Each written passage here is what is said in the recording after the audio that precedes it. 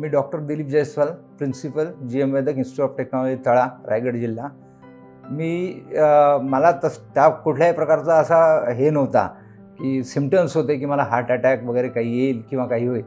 तर मी ज्यावेळेस माझी सगळी पॅथॉलॉजी रिपोर्ट वगैरे चेक केले हार्ट स्पेशलिस्टकडे, कारण एक स्टेंट टाकलेला होता माझा 2019ला।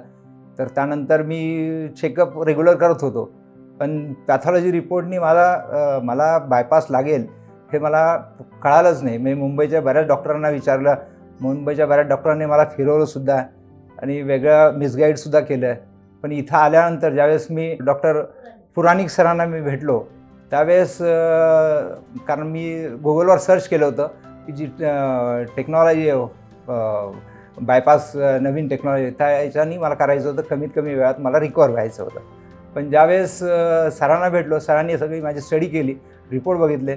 त्यांनी मग 2-3 अजून हॉस्पिटलमध्ये सिनियर्स कन्सल्टंट होते, त्यांच्याशी त्यांनी चर्चा केली आणि त्यांनी सांगितलं आपण मेडिसिन देऊ आणि रिकवर करू। हे प्रकार मला 6 फेब्रुवारीला घडलेला होता आणि नंतर मी 17 मेला आलो होतो आणि मला डॉक्टर कुलदीपांची सगळी ट्रीटमेंट होती। त्यांनी प्रत्येक गोष्ट मला ऑब्झर्व केली आणि रिपोर्टसुद्धा चेकअप केले। त्या दिवशीसुद्धा त्यांनी सांगितलं की मला बायपास करायची गरज नाही आहे, पण मी त्यांना फोर्स केला की माझी एन्जिओग्राफी करा। तर ते म्हटलं काही गरज नाही, रिपोर्ट एवढे छान आहेत, करायची गरज नाही। मी जबरदस्ती केली आणि त्यांच्याकडून एन्जिओग्राफी करून घेतली। त्याच्यानंतर ते घाबरले, ते म्हटलं सर तुम्हाला बायपास केल्याशिवाय पर्याय नाही।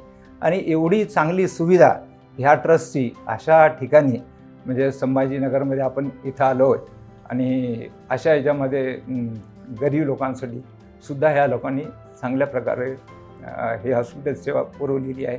आणि ज्या प्रकारे मी तिथं, आता मला फायनान्शियल प्रॉब्लेम नाही, मी तिथंसुद्धा करायचा प्रयत्न करत होतो, पण तीच जर ट्रीटमेंट मला एवढं VIP ट्रीटमेंटसारखी इथं जर मला मिळत असेल तर मी इथं का घेऊ नये, हा माझा पहिला मनात ध्येय ठेवलं होतं।